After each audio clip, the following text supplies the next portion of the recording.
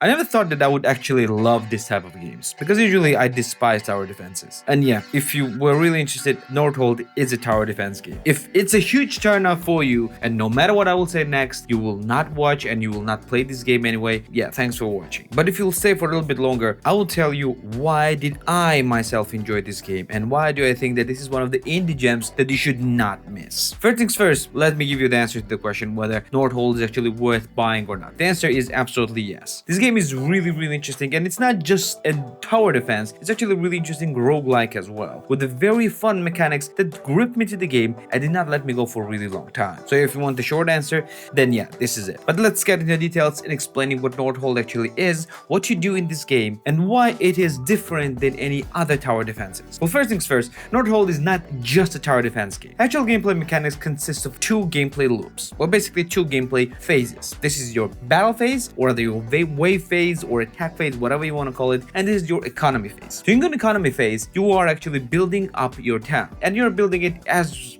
you would do in any other strategy game. You build up your buildings, you manage your resources, you manage your workers in order to get those resources for the next stage, and I mean the next turn, because this is kind of plays like a turn-based strategy game. You choose different buffs, you choose different perks, and then you go to the battle stage. During this battle stage, the map of the battle will expand a little bit, and the enemies will start spawning and will attack you in waves. And you need to actually put different types of towers in order to repel them, or rather destroy them. And let's talk a little bit about this tower defense mode, and we'll talk about the battle of the game, and that get into the economy stage. And one of the more important things that actually made me play this game for extended amount of time. Well, first things first, you need to actually put down different towers in order to protect you from enemies. And these towers can be something that are completely different. It can be your regular arrow towers, fire mortars, and arc lightning towers, especially some kind of laser beams, or the things that debuffs your enemies, etc, etc. You are unlocking these different types of towers as you progress through the game, and you can place these towers in different spots, and based on how tall this spot is, the range will actually extend, and you will actually can get on different points different modifiers. So placing the towers actually plays a huge role, despite that enemies will usually come at a straight line and not branching that often. But as you progress through the game, the map will become larger and larger, meaning that enemies will come from further and further, and more enemies will come towards you, and you will actually need to place those towers further and further away from the base in order to, well, take down as many enemies as possible before they're gonna get at your main defenses. And this is actually quite interesting strategic part as well. But what makes this part very different is different buffs that you can get through different banners and through different artifacts. Banners are basically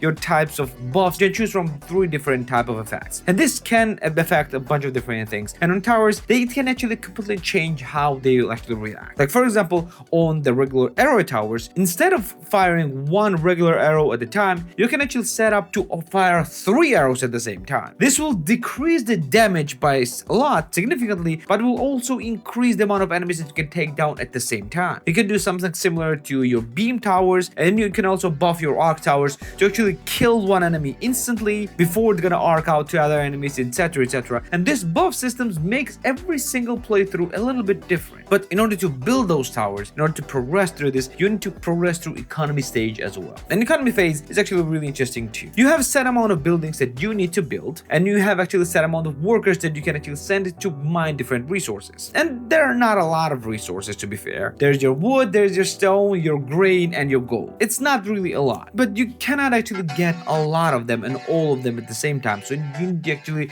juggle between different resources to focus on if you want to build specific type of tower. And every single building also have their buff system. And this is where the interesting part begins. There are actually 2 types of different buffs. One is focusing only on buffs on this specific playthrough, and this can be like increasing the output of the workers, or make them more motivated, or decreasing the building costs, etc, etc. And the second is meta progressions. And this is the thing that I liked a lot, and this is the thing that makes it a really good roguelike. Meta progressions are actually a type of upgrades that when you will purchase, that you need to purchase through honor. Honor is another type of currency in this game, and this can be earned by just playing the game, defeating different enemies. And when you spend honor, you are actually gaining permanent buffs to different things. Like for example, if you upgrade this on a wood, you are getting a permanent increase on the amount of wood you can start with, or you can decrease the cost of everything and buildings on every single playthrough. And these things can actually change range of playthroughs quite extensively. Now, for example, you can actually change the amount of banners or the quality of the banners that you can get while playing the game. Or you can also increase the amount of rerolls that you can actually get if you don't like the choice of banners that you got. Now, for example, one of the meta progression updates gets you at least one legendary banner when you defeat enemies, and if you increase it further, you can get it up to 2 legendaries. And these legendary banners are really powerful. Like, for example, they can triple the damage for the certain towers or triple the range for the certain towers, allowing you to rain fire from all around the map. And this meta progression thing made me really interested into the game. And this is really important because the game is not easy. It is actually really difficult game. And I haven't played the tower defenses that are that difficult that early on. You will not progress very far in your first playthroughs or even your first 10 playthroughs. You will barely even get to the first boss, and if you will get there, you'll probably not get over it and not defeat it because the enemies are that tough and the amount of enemies are that big. But as you progress through meta progression, as you can make your start stronger and stronger and stronger, and as you learn how to juggle between different resources, you will learn how to play this game better and better and better. And this is not really a difficult game, it's just you will need to learn how to play it well in order to progress through that. And I didn't even talk about the half of the gameplay mechanics, like for example the heroes that actually gives you magical abilities. And by the way, I didn't even talk about what you need. You're protecting. You're protecting your entire town,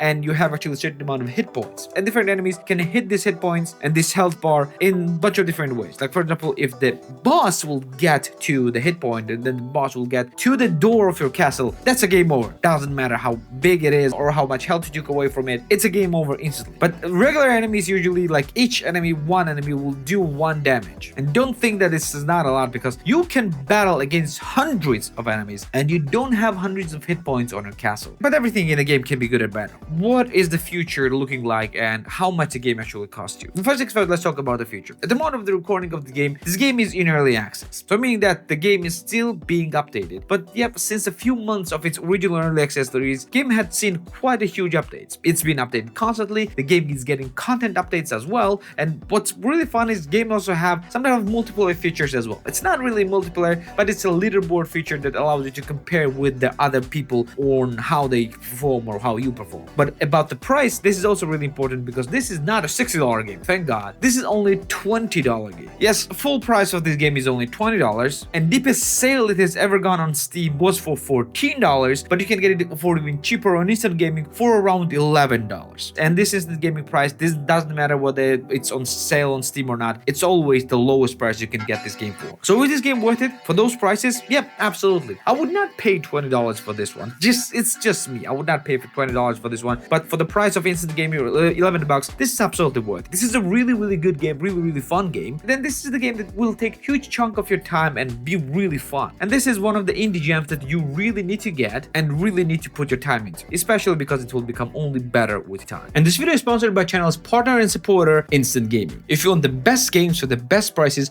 no matter whether it's a big sale or not, Instant Gaming is the way to go. No matter which console you're playing on, and no matter what time of the year it is, Instant Gaming has the best deals for you. And prices can sometimes be really cheap. So much so that you would not even believe them. But trust me, they're real. So check out the Instant Gaming through my link in the description down below. And don't forget to check out that the giveaway is still up, because you may actually win any game of your choice. Yes, any game. Now back to the video. This will be for if you want to watch my next video, YouTube will choose one of these 2 videos for you. Either it's my latest upload or the best for the viewer, or whatever it is. Just choose whichever you want and continue watching. Don't forget to subscribe right here as well. This will be for today. I'm going to see you in the next one. Take care.